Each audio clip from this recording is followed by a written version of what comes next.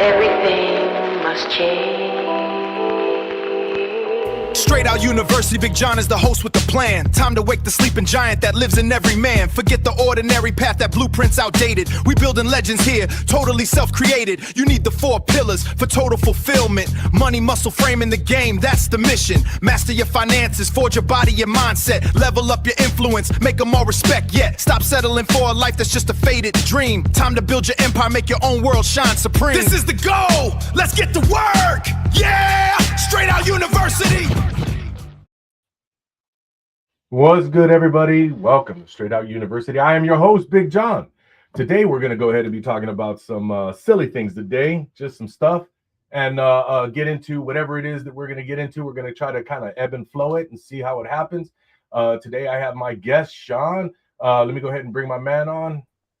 Sean, you there? Let me see. Got you. Sean, go ahead and introduce yourself, my man. Hey, Sean Alexander Hamilton. I'm talking out of San Antonio, Texas. I used to live in California for about 23 years. I served in the military about 5.5. Right now, I'm currently an author of 5 different books, and one of them's called Defeating Financial Anger. One's called Don't Chase Your Dreams, Catch Them. Another one's called Conquering Thoughts. And we're going to kind of get into a little bit of it with our discussion on my certain thoughts of the discussions he has prepared. So let's get into it, Big John. All right, my man. Check it out.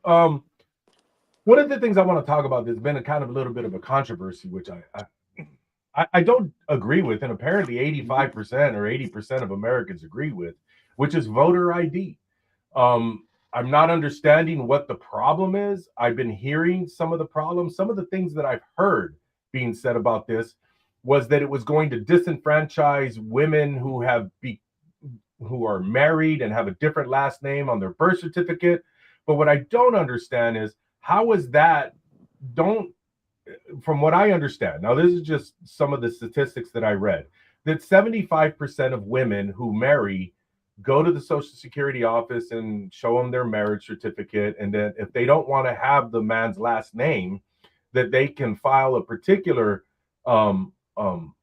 form in order to recognize that they are married to that person and that they would be entitled to their Social Security, or it's linked that way because that's how you have it in marriage. But they're not taking their last name. But also when they go to the DMV, they can go and show a marriage certificate to say that this was their name, this is what they're going to change their name to, and they change their license and stuff like that. So from what I understand, these processes are not done. Maybe the people that didn't do that would be affected, but again, I don't understand the ID. What is the resistance to the ID? Because those things can be easily taken care of. What's your take on it? Well, my take on the voter ID, I mean, I think it's something that should be in place, because that way you get rid of the election was stolen or this was it from either side. So that's one key element of it. Another key element is it brings about safety reasons as well. You know, I just watched a video on the LGBTQ situation of the trans people that had to change their ID to fit to match, and they there's a lot of pushback on that, and they really don't want to do it. And I see it in both perspectives, but the perspective I'm looking at is like a safety thing. Okay, so say if they do get pulled over and something happens, well, your ID is saying one thing, that you're a woman, because that's what you perceive yourself to be, or you're a man, and then you're gonna get thrown in to a male prison. So that there's a lot of stipulation with all that stuff, with the voter ID, and about the what goes on with someone's personal ID and what they see themselves as. So I can see it as a political thing, as far as, okay, well, we're trying to protect the country. We're also trying to protect the people. There's a lot of pushback on it because people are like, well, this is who I am. Um, like you were saying before about women taking the man's last name.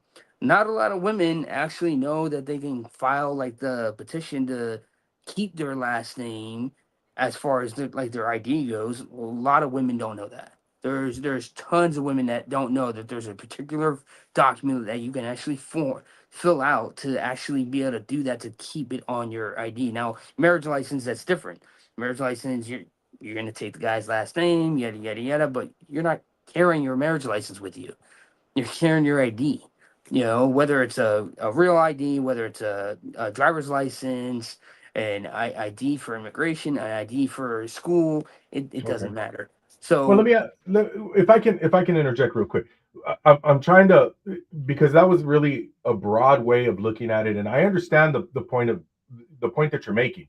I mhm, want to get a little bit more clarification on, when I understand what people are saying, I tend to more or less agree with the ideology that they have, but the practicality of it is not relevant to what we're talking about. It doesn't map on. The reason I say that is because when you get married, the reason that you get a marriage license is because it shows that you are now connected to that person. Like, you have some sort of rights about what's in question about that person for this reason. A stranger cannot, if you get into a car accident, I'm just going to give a scenario and it may be way out with a lot of yeah, what ifs in it. But let's say you get into a car accident, or let's say you went to the park and you were, I don't know, you fell back and hit your head and you're unconscious. Does a strange woman get to say, "Hey, well, I'm his fiance or I'm his wife. I don't have my marriage license with me, but I'm his wife." Does the emergency people say, okay, well, we're going to give you some latitude here. We're going to allow you to go get your license to bring it back to show proof. Otherwise, it could be just a stranger saying anything, right? So you have to show some sort of proof that you are. Like, you can't have, and I don't remember the name of it, but there's some sort of acronym that you can have in hospitals that says that you have authority to be able to say and have some say in a person's well-being in a hospital by simply showing a marriage license that you're married to that person. And then if they hadn't signed that thing, that's something that they can use. Otherwise, nobody can come in and say anything about you, about your health and your care. So I kind of understand that small point, but going to the other, which was a person who identifies as a woman, and they're using that part to say, okay, they're saying that they want to have a passport to go into another country, and they're being forced to say that with the gender that they were born with and not what they identify in. And I understand that part because you're supposed to be truthful in your when you sign government documents. You're supposed to be truthful on those things. Now, what you identify is not, maybe doesn't align with what you really are biologically, and that's what I understand a lot of people are having trouble with, because they're dressing as women, they identify as a woman, and then but on their passport it says a man, and they're upset about those things. But in being all honest, the government doesn't have to lie about who you are because how you feel who you are. yeah, It's we got to be truthful on these government documents. It's not meant to hurt you. It's not meant to be, facetious towards you. It's just meant to tell, okay, well, this is who you are, male or female. Male. You mhm, identify as something else, and the government's not saying that you can't. They're just saying that you can't put this on the form when you don't align with that. But sorry, but the voter ID thing, I understand that there may be women who don't know that they don't, women who don't want to have their last names, their husband's last names don't. But we're talking about 75% of the women do. So we're talking about 25% of women. yeah, 25. So we're not talking about the majority. We're talking about a minority of women. And I'm not saying that their votes don't count, shouldn't count. But I just think that a minority of women, that 25%, should and they should go over there and change that, or correctly fill out the paperwork as needed, because they don't want to sit there and go 25 years and then all of a sudden maybe their husband passes, and how are they going to apply for his social security if they never documented anything? That's a tough thing. That's going to be a tough road to follow if they can't follow that up. It's just about following paperwork. To me, it's about following the paperwork. Look, I got to register every year, and I hate that because I got to go and I got to take care of things at the DMV, and I have to do some shit that I don't want to do, and I got to go look for paper that I don't want to look for, but I do it. Why? Because those are important documents for me in life. I mean, what's your take on it? Oh yeah, that I agree. I don't think like that small quantity of women, like that 25% women, even take that into account. Like, okay, well, if I don't have this document to show, like when my husband, God forbid, when my husband's at the end of his life, I've got no say so whether I can pull the plug. I got no say so of his estate. I got no say so if he left me anything in the will, because my documents all forgery. Right. Well, not forgery. It's more of a he said she said, and that doesn't work in the court of law. It just doesn't. Yes. You need the document to be like, okay, well, it's on the document.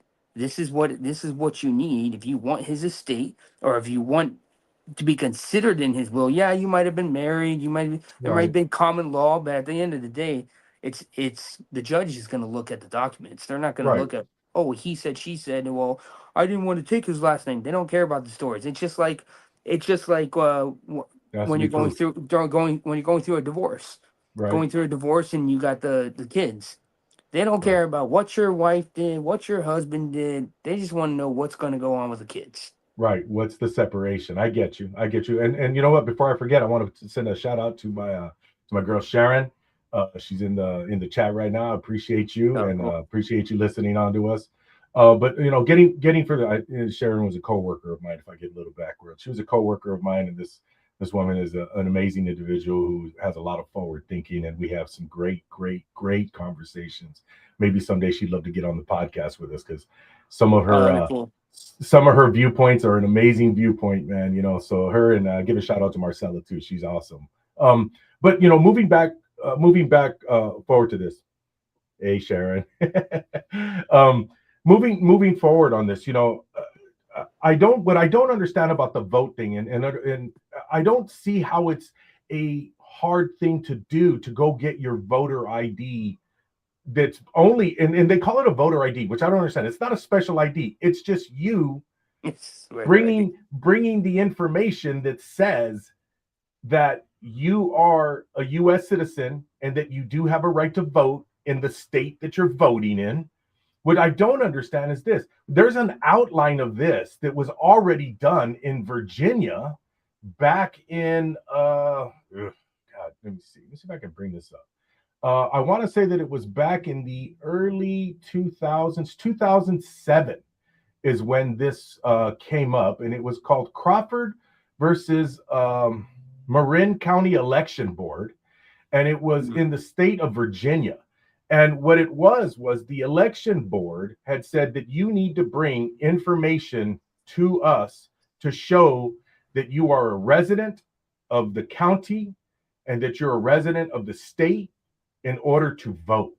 Now, Crawford filed this lawsuit. It went all the way to the Supreme Court, and the Supreme Court upheld the election board's law that said that you must provide identification that shows that you are legitimately voting in the county and or the state elections.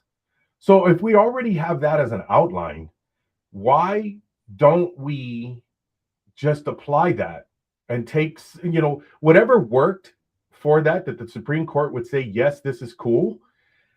Why wouldn't we just take that same kind of formula and put it on? And from what I understand, that's kind of what's being put here, with maybe a couple of extra things. Now, those couple of extra things are that you need to bring a birth certificate to show that you are a citizen if you haven't already been registered to vote, because we used to look at it as just the license. You had to just bring a license.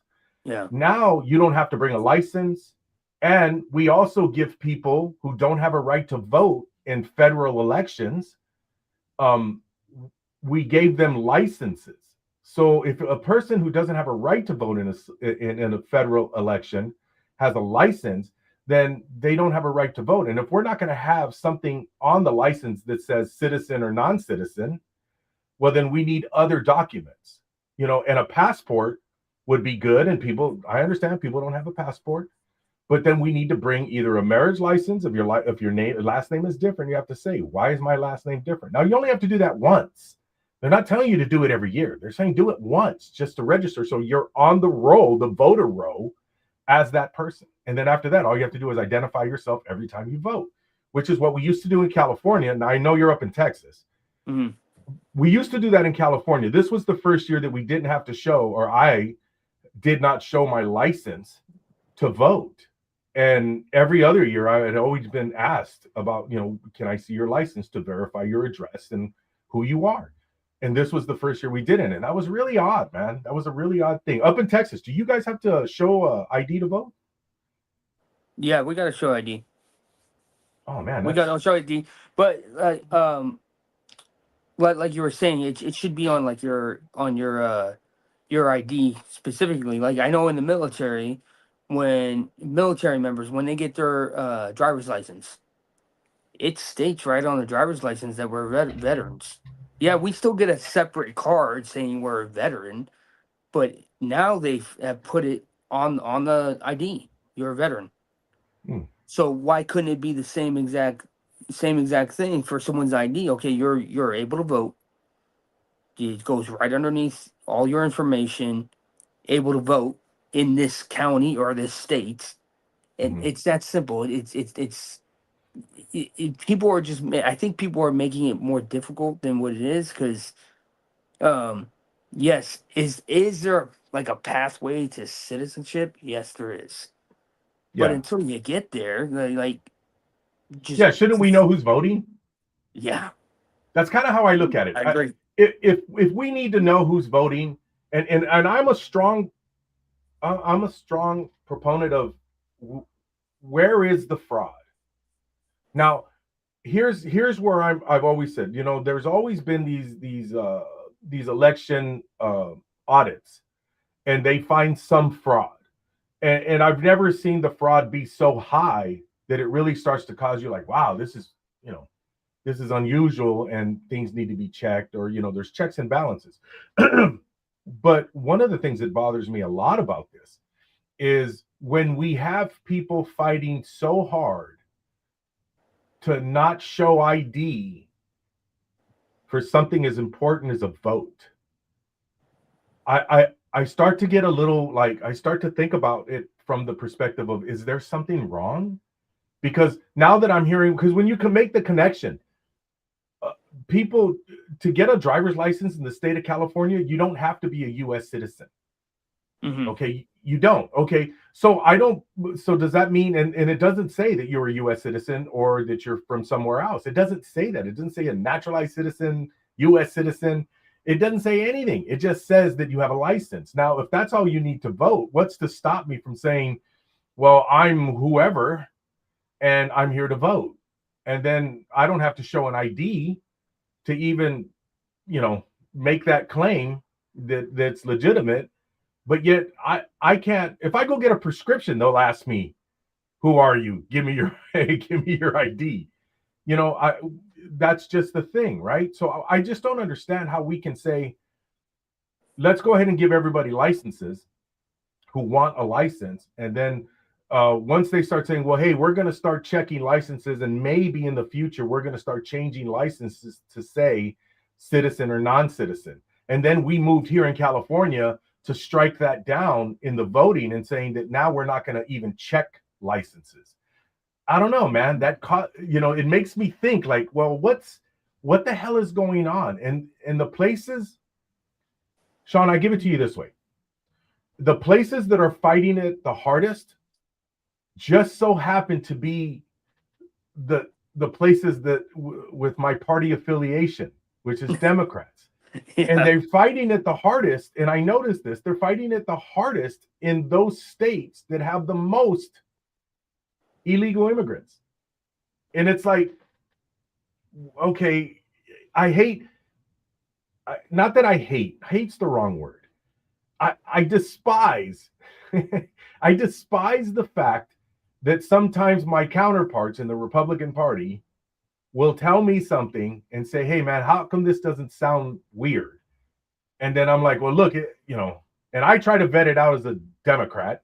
Yeah. And then they wind up being right about what they're saying. That bothers the hell out of me, that my party is getting the shit beat out of them because we make all of these claims like, we're fighting all these fights and then we're losing all these things based on reality and facts. I hate that part, but it does seem a little weird to say, you don't need a voter ID anymore. Not a voter ID. You don't need a license anymore to even vote. And I'm just like, man, if 80% of Democrats are saying, I don't have a problem with it, then why in the hell is my legislation, my party fighting it so much? It makes it seem kind of weird because they're not listening to the majority. They're placating to the minority. What's happening in Texas? Oh, Texas is a different beast.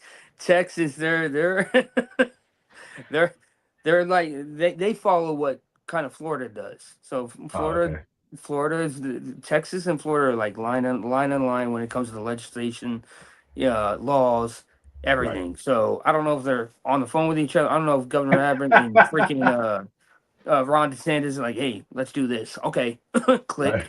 Right. But it does bring a point like, okay, when you're looking at party perspectives, okay, so you got the Republicans and you got the Democrats. Me being in the military, we have a thing called stolen valor. If someone's saying they're in the military and they're not, that's stolen valor.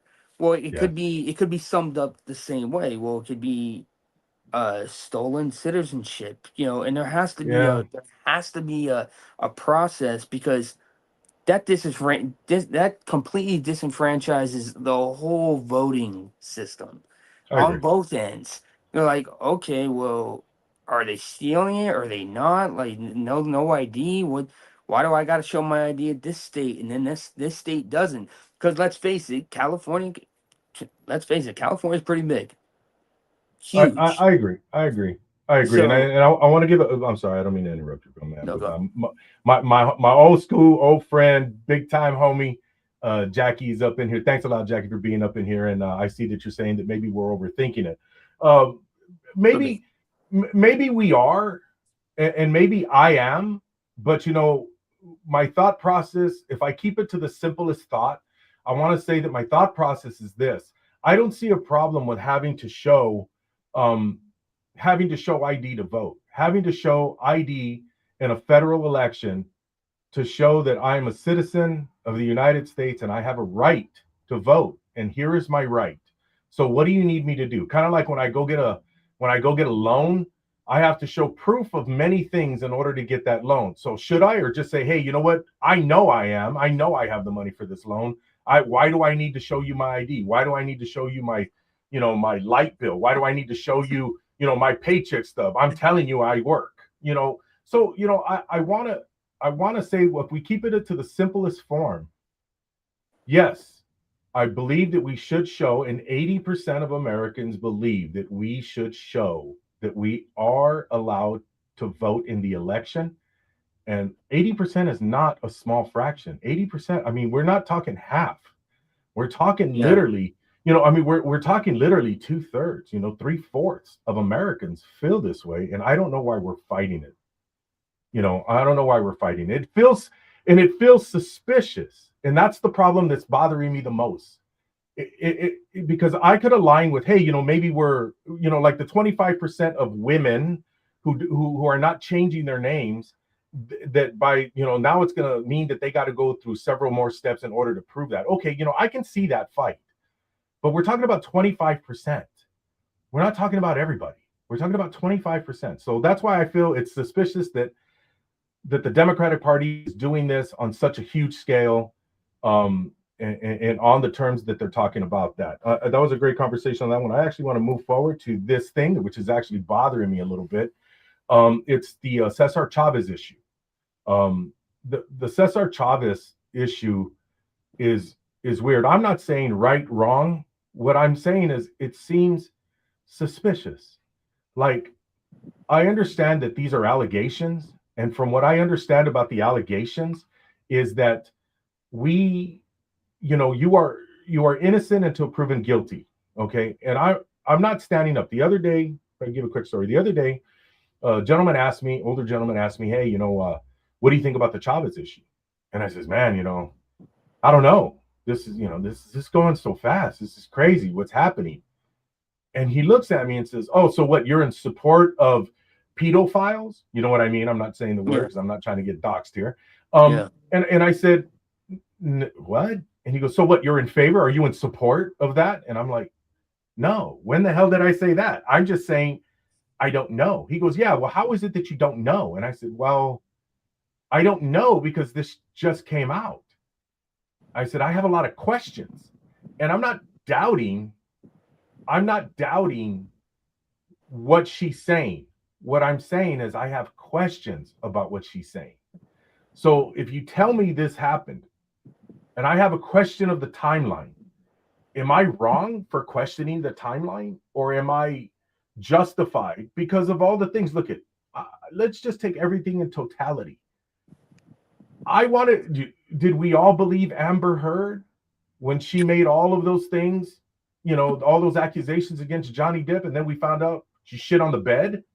Yeah, I mean, literally. And we found out that there was some horrible shit going on over there. Do we believe these people when automatically they say it? I want to say history is now showing us that we can't just believe people automatically, even though in our minds we want to, because we hear these horrible trigger words like grape. I'm not using the word because I got to use something else, like grape, assault, these kinds of things. When we hear them, especially when it comes to children, I mean, to me, in my mind, when I hear that, and then I hear a child's age, I already am knee jerking into the ick. Like, this is, and believe me when I say that I believe that those people should get the worst penalties ever. And I agree with that. But what I'm saying is, do we have a right? And I feel like people are pushing not to have that right to question. What's your take on that? Yeah, my take on it. Yeah, we should be able to question everything that's going on. You can't.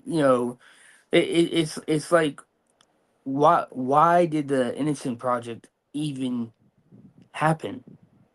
It happened because there was a lot of innocent people that were in prison for 20 plus years over something someone said. If that project wasn't even a thing, a lot of these people would still be in prison, and then some. They're talking about the prisons being, I'm not trying to jump off subject, but to kind of bring a point to it, a lot of people are in prison for stuff they didn't even do. You can imagine the capacity that we would have right now if the Innocent Project didn't go through. We'd be overloaded with prisoners that were innocent the whole entire time. Right. So we have to question, critically thinking. We have to use our critical thinking caps and say, okay, well, yes, do I see what the person's saying is? Could they have been victimized? Yes, they could have. Yes. And it brings me up to the story like Michael Jackson. The whole debacle of Michael Jackson. When he was going through all that stuff. Everyone automatically like threw the book at him, like, oh yeah, he did it. He did it. But then you got some other celebrities that were well known, Macaulay Culkin, one of them, Corey Feldman, that hung out with him and said he never did anything. Right. So it's like, okay, do we just throw the book at everyone? Because and then there was in some cases of because I think he went to court a couple times over this. Yeah, he did And go through a then trial for it. yeah, and then there was a couple incidents where they found out that okay, yeah, the parents were trying to get money. The parents were Right, trying to. So, eh, so what? We're not allowed to have critical thinking. Imagine. right, Okay, just put this in your head. Imagine if it was per se a family member. Your son, your daughter. right, In that perspective, and then all of a sudden they didn't do it, and then they're in right. prison for something they didn't do.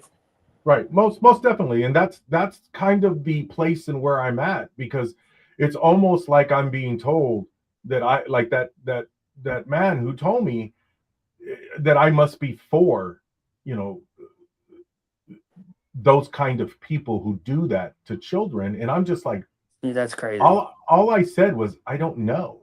And then I read on a chat, I read a woman who was saying that if anybody doesn't believe Dolores in her accusations toward Cesar Chavez, that you should take into account that person. If you bring that story up and people don't believe you, that you should take into account who's around you, who's not legitimizing the story, and that you should move away from those people, and you should not talk to those people, and get them out of your circle. And I'm like, man, that's the craziest thing to say, because you're punching down on people who are just asking a question, saying, well, what happened?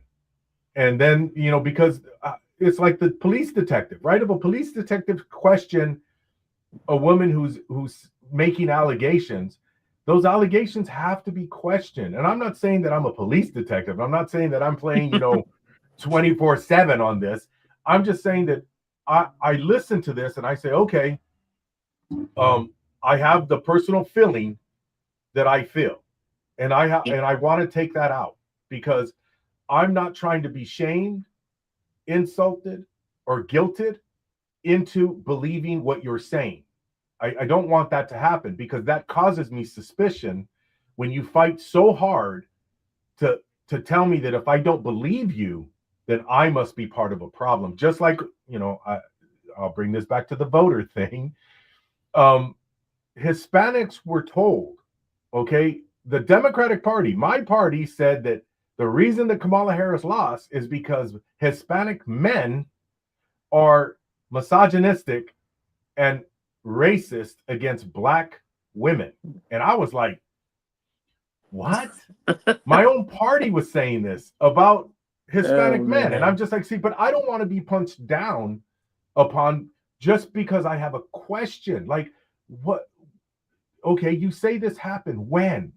When did this happen? When did you have these kids? When did these things happen? I mean, because she had like 14 kids, 13 kids by, I believe it was like 4 different people.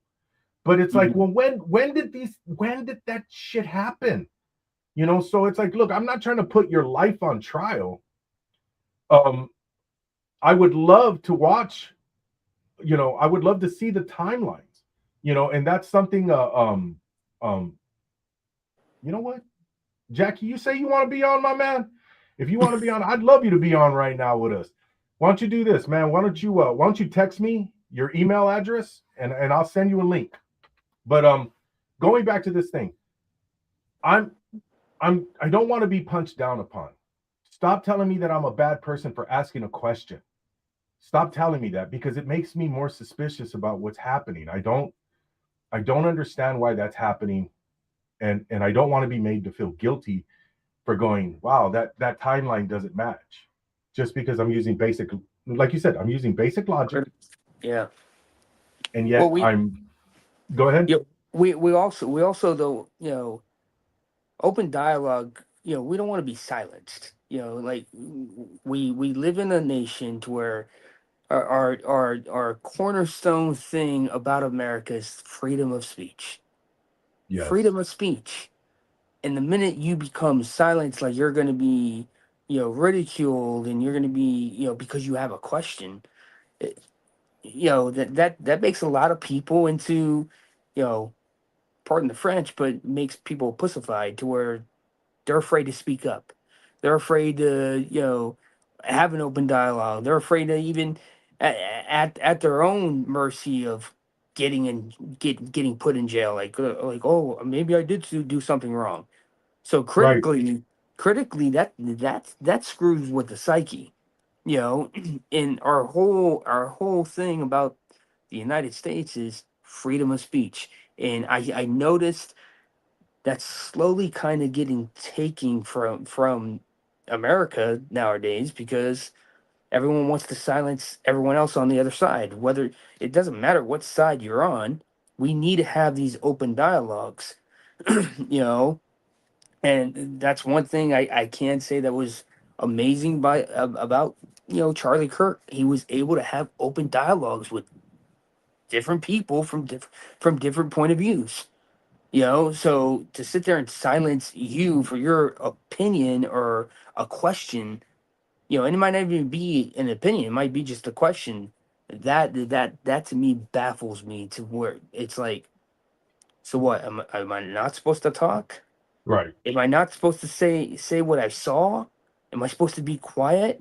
Am I supposed to let my loved one go to jail because, oh no, the other side's gonna get at me, or my own party's gonna get at me, or my own family's gonna get at me because I don't believe in what they believe in? No, no, we need to have this open dialogue. These podcasts are great because it gives us a chance to have open dialogue. If that's the case, sooner or later they're gonna, hate to say it, they're gonna come after podcasts and be like, hey, no more podcasts. No one can Right. have it. It's gonna be illegal. We find out you're doing it. It reminds me of like the Ming Dynasty, over there in China, when they were forbidding the emperor was forbidding people to practice martial arts, so they had to go underground, Yeah. because if not, the arts would have been lost. So it's sort of like that. The art of open dialogue is being attacked. you know Do you think that, I'm sorry if I look distracted. I'm my oh, no, my no, my you're man good. my man Jackie's throwing me out there, so I'm like, hey man, I'm sending you the link, bro. I'm sending you the link. But you're absolutely right when you say this. Um, and it's rather bothersome that I have to go through this constantly with people, because I look at it from the perspective of, um, you know, you have to give me a chance to be able to process what's happening. Now, I mean, if some people are fast to process what's happening and they can do this and start, tearing down this guy's monuments and so forth, I'm okay with you being able to do that. But, but here's the thing. I believe, much like what you said, we live in the United States where you are innocent until proven guilty. Hmm. An allegation. Now, if you read legally, everybody is calling this an allegation. These allegations, even when Dolores is recounting her story, at the end, the journalist is saying her allegations. Now, the reason they're saying allegations is because none of this is proven. Okay, there's no hard facts to what's happening. There's a bunch of allegations that are going on. So Yeah. that's all I'm saying. I'm just saying, okay, well, where are we at? Where's the balance? And then right away, people are just beating the crap out of me, saying, hey, you know what? You're not being fair. You're not listening to women. You're believing people like that. And I'm just like, but I never said any of those things. I never said I don't believe her. I never said that I don't believe the story. I'm just saying that I'm asking a question about it, but yet now I'm villainized. I'm villainized by asking a question, and it's like, fuck. But I feel that way about everything. I feel that way that we've become so political about everything, and anytime you bring politics into it, it poisons the well about everything we're talking about because you brought politics in it. And You know that it seems like nowadays it doesn't matter what we're talking about. right? It turns into a political conversation in some shape or form. There's a political side. I'm not even talking about politics. What are you talking about? I didn't even question that. And these things have to be questioned. It brings me up to the case of Jeremiah Cox. He went off and he got accused of grape, and it turned out, he went through all these legal fees, spent some time in prison, and then turns out over a message on Facebook that the woman sent to another friend. Had the friend not spoken up, this guy would still be in prison. She said, Oh "Oh, wow. I made up that whole thing. He never did that. It was someone else." Wow. So had that woman completely sided with her and not use her own critical thinking, be like, "Hey, this is wrong, and I gotta go to the cops with this. Like, hey, here's the proof. Like, she confessed. This man's been in prison for almost 15 years. Wow. Yeah. You know, No, so yeah, those things are yes, coming out. How many times do we hear the story about the detective who on his deathbed says, "Hey, you know what? I hid this information from the jury that would have freed that person, or exonerated that person." We hear about these things all the time. So to ask questions doesn't mean that I agree with or I disagree with or I'm calling her a liar and I don't believe people. I'm just saying, how about just allow me to have an ability to say, is it an allegation only, or is this real?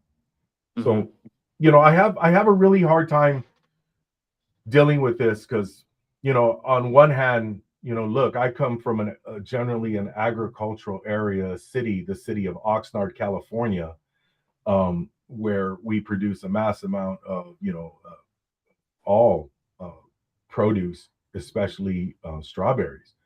And as a matter of fact, Cesar Chavez marched through the city of Oxnard and at one point, I guess, lived temporarily in Oxnard. So, we had, I worked at a school that was his namesake. So, I definitely know some people in Oxnard. I mean, and especially people that marched with Cesar and was part of the movement and even did other things of the desegregation of Oxnard Elementary School District, which was Juan Soria. So these are people that I've always been around that were political, but yet they fought for other people's rights. So it's not that I want to disagree with her, that I believe so much in Cesar Chavez that I want to disagree with her. I'm just asking the question, well, you know, show me some timelines. Tell me the things that happened because she has a large history of relationships that, not that I'm calling that into question. I'm just saying where in this, when you got 13 kids, bro, you ain't got a lot of time to be, if you messing around, if you doing something, if yeah, something's being done to you, where in that timeline did that happen? I mean, because you had all these kids. I'm not saying you had them all in succession, but holy shit, you had a lot of kids over a period of time. Where did this happen? When did that happen? Who knew? Who did you tell? She had kids with his brother, his younger brother. So that's why I'm kind of like, did it happen before you were with his brother? Did it happen after you were with his brother? yeah. Where did The he know? timeline is, in any case, the timeline is like the most crucial piece of evidence that someone can actually, go down. Right, You need that timeline. Without the right, timeline, you're like lost within the whole right. entire case. Yeah, The detectives can't do their jobs. The jury can't look at it. The judge can't, put a verdict down because, like, there's no right, timeline. right. You know, you say this happened at this time, but it goes back to like the Me Too movement. You got the Me Too movement. You Yeah, know, don't really want to bring this up, but you got the Me Too movement, and we're talking about 40 plus years later, people are bringing stuff up. I'm like, yep, okay, well, that's a big timeline we got to follow now. yeah. We got to go Well, yeah, back in the past. you nail it on the head, my man, because now how do we legitimize all of these things other than he said, she said, he's dead, so now he can't say anything. So it's a she said. So it's Yeah, like, okay, there are people that are not there. There are people that are gone. They've passed away. Maybe their memories aren't good. So, if you had evidence, who knows where it's at now? Is it gone forever? And now that evidence is just you know, I don't know, in the wind. It goes to your recollection. I mean, and then we all know that. I mean, how many times have we all forgotten things, and then later on we're like, you know, people are looking at us like, you don't remember, and it's like, no, man, I don't remember that incident. I don't remember that happening. You know, and it's not that we weren't there. It's not that we weren't, you know, part of it. We just don't remember. We didn't catalog it that way. So, I mean, that's why I say, you know, over time, and we're talking, and this is what I mean by the time, calling into question the timeline. Because if he's been dead for 30 years or 33 years, and this happened 20 years before that, so we're talking about 50 years. This happened 50 years ago. And I'm not saying it did or didn't happen. I'm just saying, how accurate are we about what happened? Okay. I don't know. I don't know. I mean, it's fucking crazy. It's crazy, man. Well, the timeline even puts into question, you know, the person that's giving the allegations.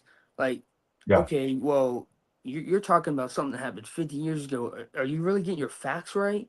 Are you Right. really expressing what you know? Now I will say there is, I think it's 1.2% of, you know, like a very small selected people that have this superpower where they memorize Memory. everything. Yeah. They Yeah. memorize everything in their timeline. Yeah. Now, unless she's like that or he's like that, or you know, you or I are like that, you know, no. Yeah. We're gonna miss some pieces. We're gonna miss some dates, some places, some Right. times. Right. So there's nothing wrong with you questioning someone's timeline on either end, whether Right. you believe wholeheartedly the person giving the allegations or the person trying to fight for their innocence. Right, 100%. I agree with you. I don't disagree with that. That's why they even complain that people on death row, when they get a retrial or a chance to retrial, they're like, well, look, they've been on death row for 35 years. Most of those people are gone, or their memory has collapsed. So now how do we retry something, you know, 30, 40 years later, and all of the things are accurate when the key witnesses could be gone or have loss of memory? You know, you're Mm-hmm. right. It's problematic. But you know, another thing that I find suspicious, okay, just suspicious. Now, I don't know if you've heard about this, but there's this Filipino gentleman, and I apologize for not having his name offhand, but there's a Filipino gentleman who says that he was actually his son. He's passed, but his son is saying that he was the actual starter of the movement for the rights of field workers that were Filipino, and that he was moving his group of Filipinos into fighting for their rights, for fair rights and wages and so forth. And that at some point, him and Cesar, along with Dolores, they all got together at some point, and to make the union stronger as a whole, because there was in addition to Filipinos, there was a lot of Mexicanos who were doing the field work. So they said, well, why don't we combine to make a stronger whole union, and then, you know, from there we'll push forward, because we're both pushing for the same thing, which is fair wages and fair working conditions, safe working conditions, and so forth.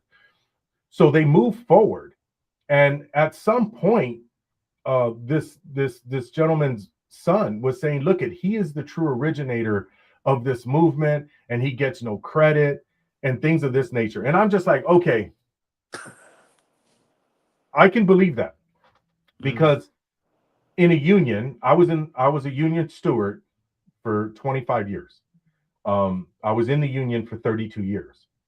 And I understand that there are people who move the union, and then there are people who are behind the scenes that push the union also in the same ways, except they're not in the forefront in speaking. They're not necessarily in the forefront in all of those things, because we have what they call figureheads. Okay. Yeah.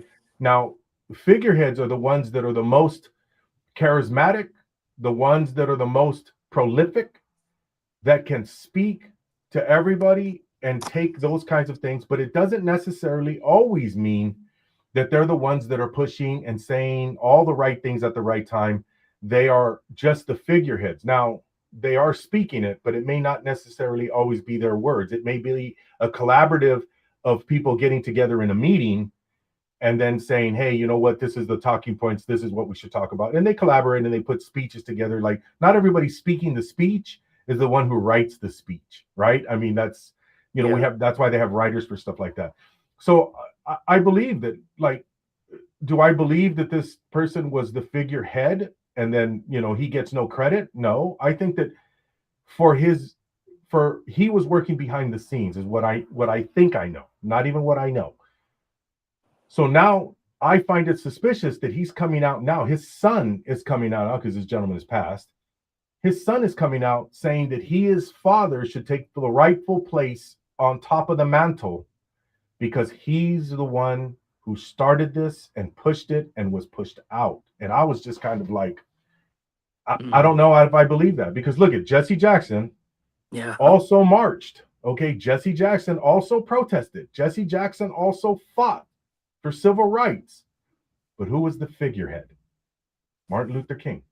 Okay, that doesn't dismantle what Jesse Jackson did. It just meant that he fell in line behind the figurehead, because that's who we needed to see, right? And trust me, the more I learn about history, the more I get very upset about history, because history has been lying to me for a really long time. Because I was one of those people that was moved with the "I have a dream" speech, and I use that as part of what I feel, that I judge people based on their character and not who they are or where they came from. Like, I always try to judge people not based on what other people tell me about them, but how they treat me, because that's the only way I can judge a person. Okay, if everybody hates you, I'm not going to hate you because everybody hates you. I'm going to hate you because you did something to me to make me hate you. So that's how I take that. That's why I'm not influenced by a lot of people. But I do want to say I'm disappointed to know that Martin Luther King didn't write that speech. And I was really upset about that, bro. I tell you, man, I was hurt by that, because I was led to believe that. And when I found out it wasn't, I was like, man, you know what? It's kind of like, I don't mean to get too far off subject, but I'm gonna tell you this quick story. There's a whole big thing happening out here in Northern California about tipping your waitress. You know, $100 bill comes in, somebody leaves $5, right? So this is a whole big thing happening out here. And I sat there, and there was a waitress that came on and put some people on blast by putting their $200 receipt for their food, and then they gave her like a $25 tip. And she was pissed, and she was putting them off on blast. And this is how I said it. I said, you know what? Now that I think about it, I should be tipping the cooks, because they're the ones who made my food. I didn't go to the restaurant because of the waitress or the waiter. I went to the restaurant because of the food. Because the food, So from now on, I'm not tipping the waitress jack shit other than what they service the table for. So if you give me $5 worth of service, that's what you get. You give me $20 worth of service, that's what you get. But I'm going to tip the people that are making my food from now on. I tip them. Why? Because that steak was damn good. Just the fact that you picked it up and brought it to my table doesn't mean jack shit to me anymore. Okay?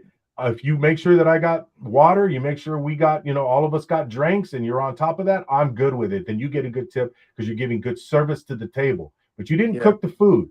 So I'm not going to be tipping you that 20% bullshit anymore. I'm going to be tipping the kitchen. I'm going to call over the manager, and I'm tipping the fucking kitchen. Sorry, I didn't mean to get off on that tangent, but holy shit, I had to get that off my chest.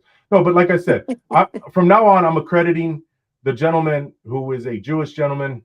He wrote that speech. I'm going to be, from now on, when I think about that and I recite anything like that, I'm always going to make sure that he's the person that I give credit to, not the fact that it negates what Martin Luther King stood for and what his movement was for. Because I don't think that negates that. He was a very powerful individual who moved a lot of people, myself included. But I'm going to tip the people that need to be tipped. But going back to what we were talking about,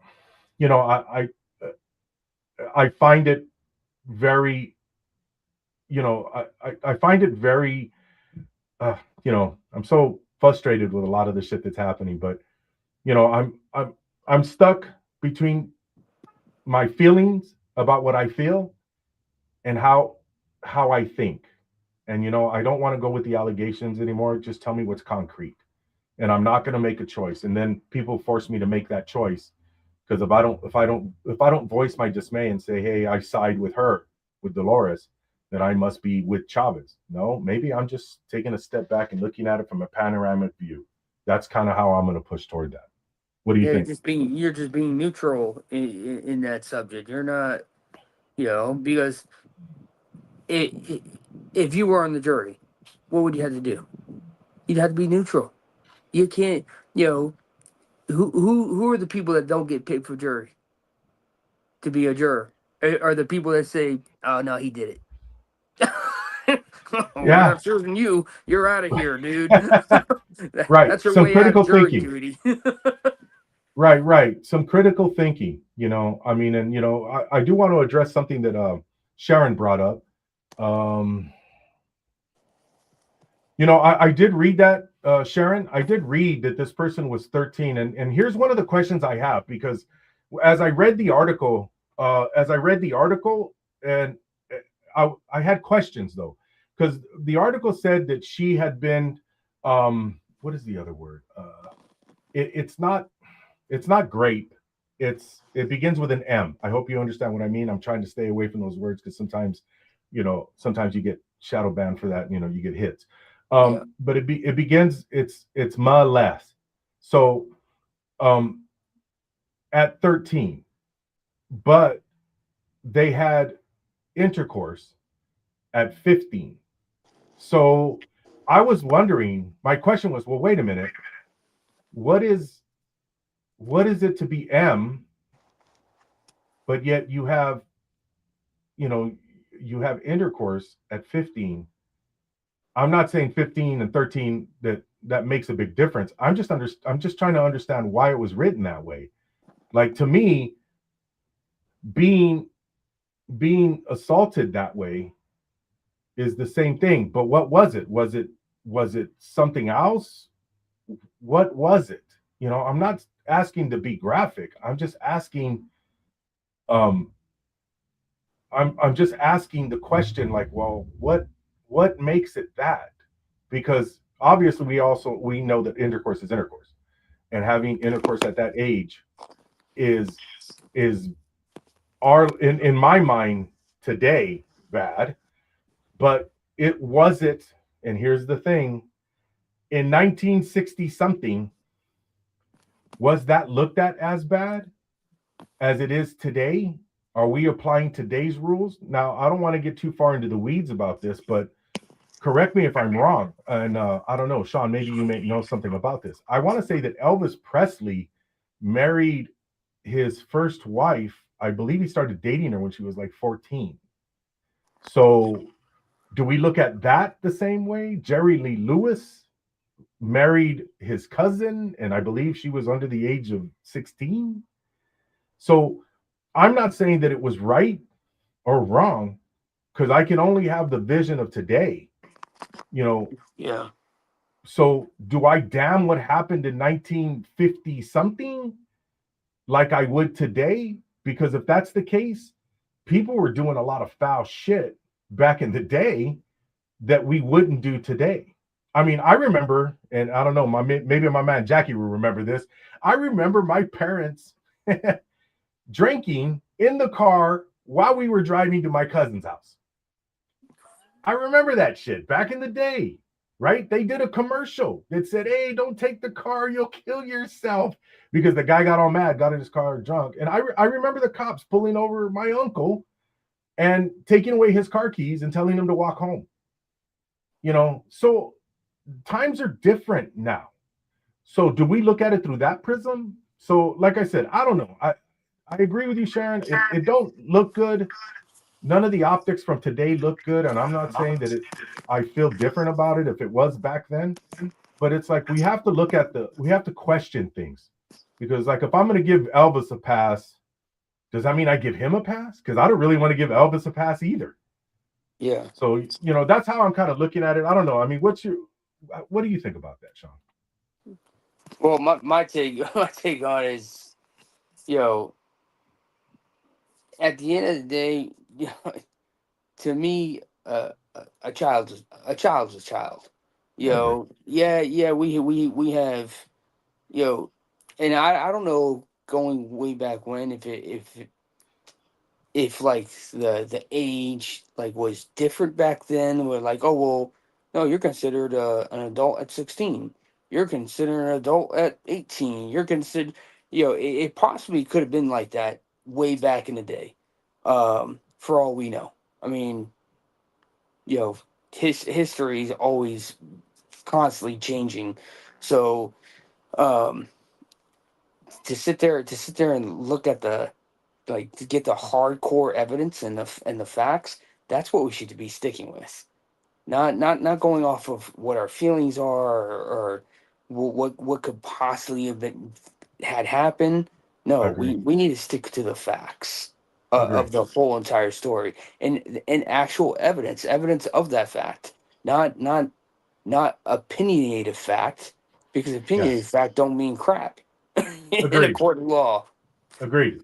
Agreed. So And you're absolutely right. We should be looking at the facts and not unsubstantiated opinion. I agree with you. I agree with that. yeah, But yeah, that was a great topic. And it's an ongoing situation, and for everybody who's involved, I hope that the truth vets out, and those that are wrong, that they get fully what they deserve to get.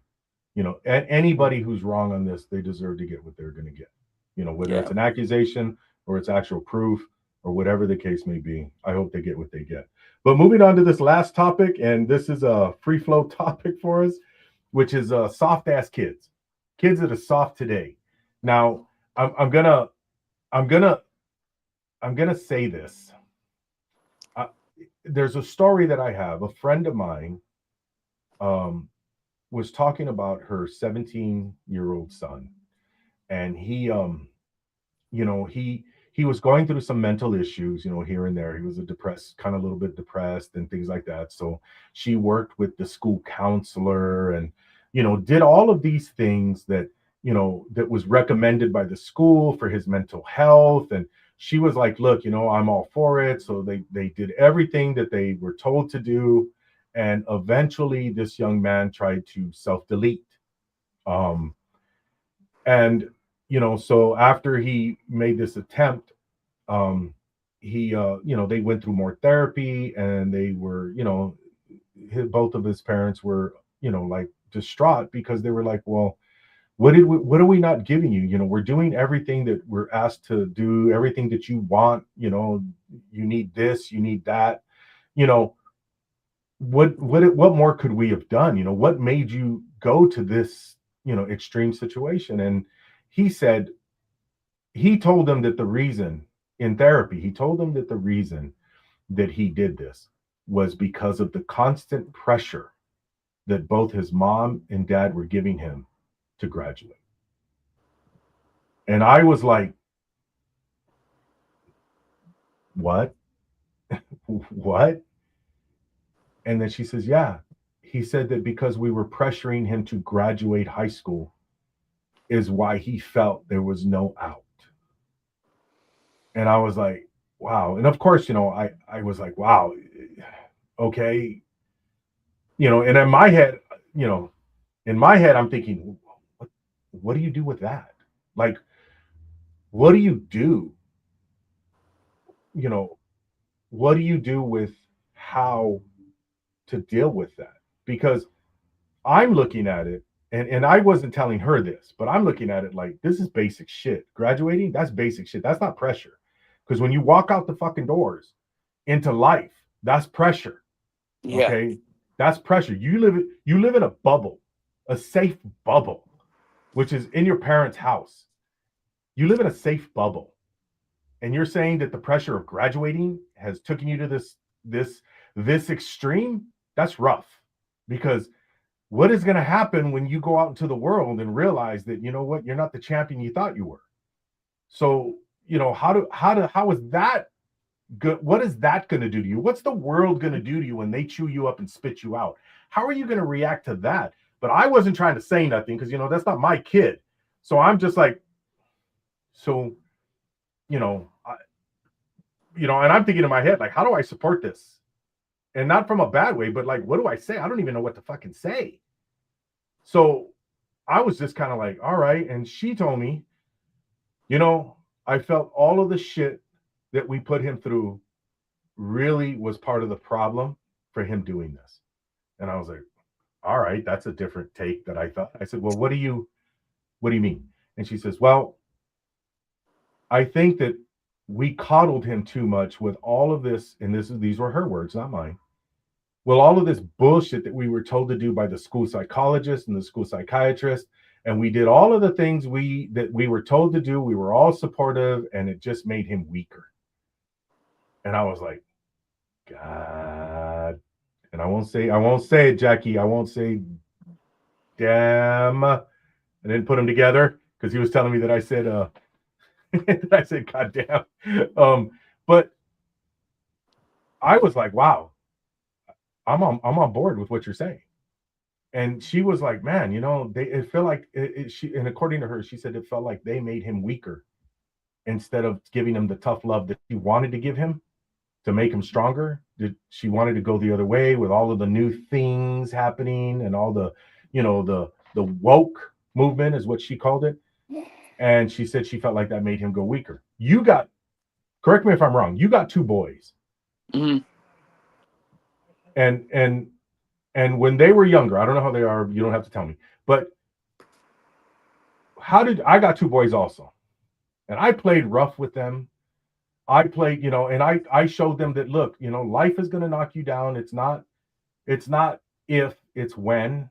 I taught them to live in the world of probability and not possibility. Yeah. And, so I moved them that way because I knew at some point I had to free them to the world.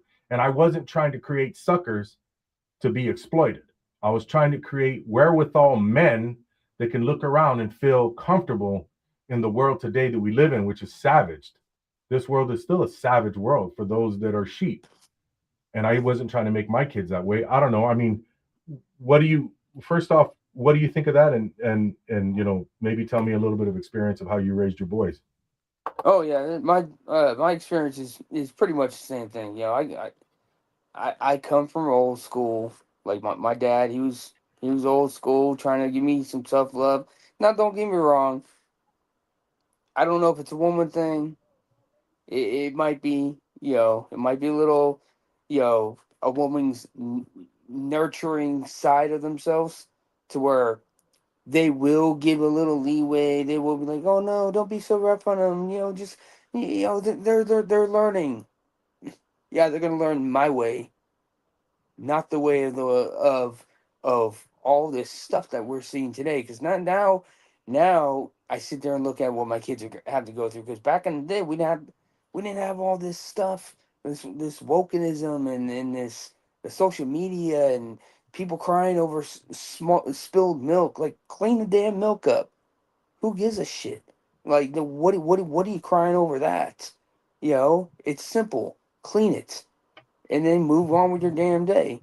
And me being in the martial arts and trying to get my kids involved, and granted, yeah, I don't want to push my kids into something, but I did take those lessons in my martial art training into raising them.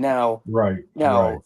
I'm not with my ex-wife no more, but she's got another great man that's in my kid's life. He's an ex-Marine. So he's like me, he's like, he's upstanding and he gives him tough love.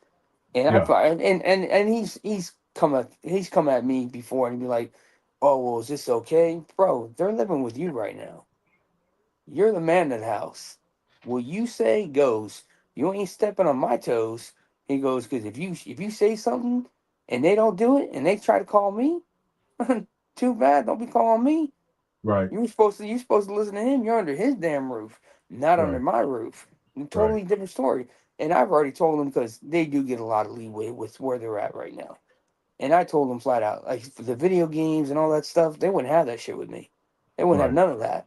Right. Granted, I'll give them some time, but um we are in today's society, for some reason, the more I look at it and the more I see stuff on social media, even with my son's friends, I see it. I see we're creating a society of you know, not wokeism, weakism. Yeah, These young men are not being prepared to face the challenges that they're going to have to face, agreed. and they're becoming more. I don't want to say I don't want to say feminine, because I don't want to look at an audience in that way, because there's some strong women out there.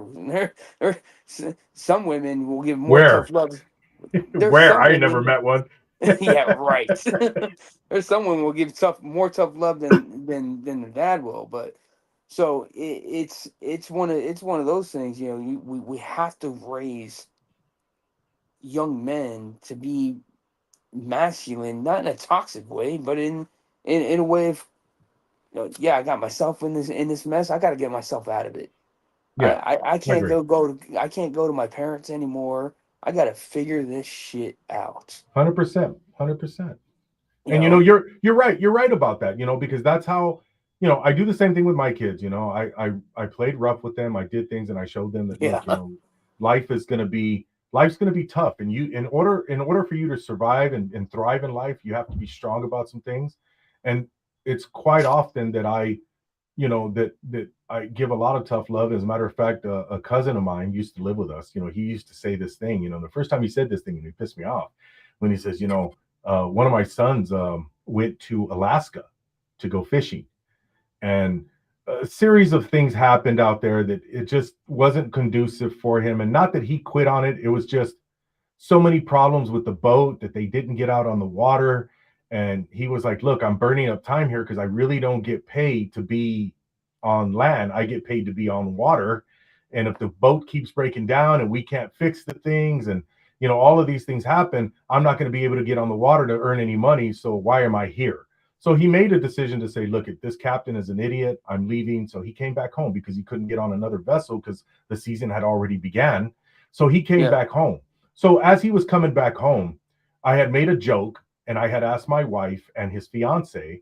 We were all sitting in the living room along with my cousin, and I said, when is it too soon for me to call him a loser for not for not completing his task? And and of course my wife laughs, and his fiance cracks up a little bit because they understand the humor that we have amongst us. And my cousin was like, man, you would really kick your kid while he's down. And I was like, motherfucker, what did you tell me? And as much as I wanted to smack the shit out of him, I wanted to know what the frick he meant by that. And I told him, look, you know, what makes you think I'm kicking him while he's down? He goes, well, man, he just got, he didn't even complete what happened, and he's coming home. He's going to be upset, and you're going to kick him while he's down. I said, here's what I teach my kids: when life kicks you in the nads, it's not if, it's when, it's how you react after. We look at things like this and we make fun of them because we try to teach each other that it's not that serious, and you need to get up and you need to move on. You need to pick up the pieces and you need to move on. But I also did this in boxing.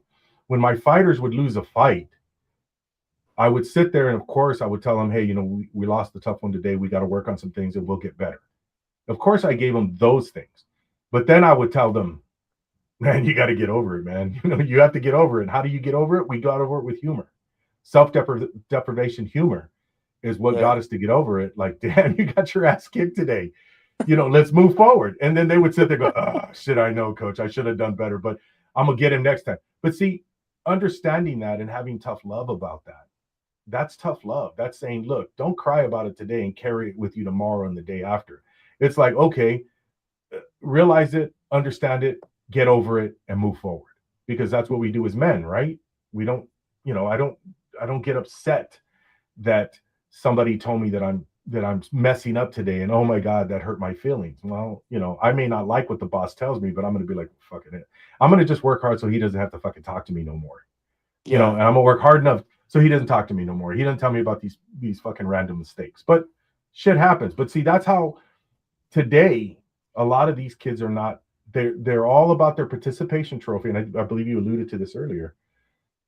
They want to be rewarded for the things that you don't get credit for. Like Chris Rock said this thing, comedian Chris Rock. He said, why is it that people are low expectation? Men, when men say this thing, man, I take care of my kids. And it's like, well, you're supposed to, you low expectation motherfucker. That's what you're supposed to do. You don't get credit for shit you're supposed to do. You don't get credit for it. And that's how I raised my kids. No, you don't get credit for showing up. You were supposed to show up. You don't get credit for just being on the team. You have to excel on the team. You know, and it doesn't mean you have to excel as a player. You can be a person who helps the other guys get better. You can, you know, you hear this guy's down, you pick him up. You know, there's a team player spirit. It doesn't mean that you have to be the one making all the points. It could be that you're the role player, you understand the role, and you know, you excel at your role. You know, but that's the kind of shit that I mean when I say kids are soft. When this kid's looking at a life situation being whether or not the pressure is too much for him to graduate high school. That's fucking soft. Yeah, it also goes off about, you know, like the value system. Like what are we instilling in our children, in our young men? Agree. It's to sit there and value themselves and be like, okay, so you're fucked up. Get back on the horse, dude, because the horse is running away right now. Yeah, Like, life's running away. Bring him back, you know. So it's like I sit there and I look at you know, and I'm not saying all parents, but there's a majority of parents out there that now are like they want to coddle their kids for everything. Oh, you got your feelings hurt? Yeah. Who gives a shit? Fucking Yeah. move on. So you got called an idiot. Yeah. Yeah, you're probably an idiot in that moment, but you're not an idiot in life. You know, fucking 100%. figure it out. Right? But that's the toxic love, the toxic manhood that we are, man. But you know, that's the place we live in, man. But you know, I know we could talk for hours about this, man, but I'm gonna wrap this up. Sean, please stand by like last time so we can go ahead and talk a little bit after. But Sean, is there anything else that you want to say before we bid farewell today? Well, ending this last topic, I think a good topic started to go on is, like you said, your frame. Building an actual frame of manhood, you know. So I think we can lead into that probably next time, because Definitely. you got it in your slogan, you know. Money, muscle, game, and frame, yeah. And frame I don't think's talked enough about. I agree. I think a lot of money, you know, is talked about, muscle, manhood, but where's the manhood of a person's frame? So Right. I think we should dive into that. I mean, it's your 100%. show, but I think that will lead into, you know, your viewers and the people that are watching on my side. They would understand, instead of it seeing it as toxic, seeing it as a learning. You know, maybe they could take it back to their kids. Maybe they could take it back to in their lives and be like, oh well, I still need to work on my frame. Yeah, I'm a man, but I still got some pitfalls. Well, let's definitely do that for next time, man. Let's make sure we put that on the agenda, and maybe we'll have maybe a couple of topics, but definitely the first thing we'll talk about is the frame. You know, how do we build the frame of a young man into a man so we can move forward in manhood and be an attractive person, not only to attract a woman, but also be attractive as a relationship person who you can men can talk to, and you can give guidance to other men, because that's what I feel that makes a strong man, is to be able to tell young men how to be men in order to move forward. So yeah. I thank you very much, Sean, and Mr. Hamilton. We will talk again next week, and let's do this again next Sunday. Oh, sounds good. All right, my man. I'll talk to you in a bit. Let me go ahead and shut the show. All right, everybody. Well, that was today's show. We talked about a couple of different things, and you know what? I want to thank Sharon. I want to thank Jackie for being here. Jack, man, I truly appreciate it, and you're definitely going to be on that one, because I know you would be a good person to talk about that frame thing, because you know, you were telling me about your son and so forth, and we all, you know, we've chewed on the same dirt. And you know what, I appreciate you as a man. I appreciate what you've done for your family and who you are and your frame. And I would love for you to share with us and share with everybody on this about that content. Okay. Again, remember, it is always a pleasure to talk with you guys. Please let us know what's going on with you, and if you agree or disagree with some of the things we say, let us know in the comment. I respond to all the comments. I will get back to you. And if maybe we can even bring you on the show so you can air out maybe your differences or your grievances or your questions about what it is that we're talking about. Now, remember, again, this is Straight Out University. My name is John Avalos. I am your host, Big John. And always remember this: everybody is entitled to my opinion, and that's why I freely give it. You take care of yourselves. Peace out. Everything must change. Yeah, Straight Out University, the syllabus begins. Check the complex method that separates the men from the kids. We building with 4 pillars. Study the architecture, the lessons in the verses, not just the lecture. See the mind for the money, the muscle is the proof. That global frame is wisdom from the concrete to the roof. And the game is pure knowledge that defines your every action. A strategic satisfaction for a chemical reaction. It's a blueprint for power, not just a simple acquisition. The formula for greatness, a scholarly position. Straight Out University, yeah, the lessons in session. Straight Out University.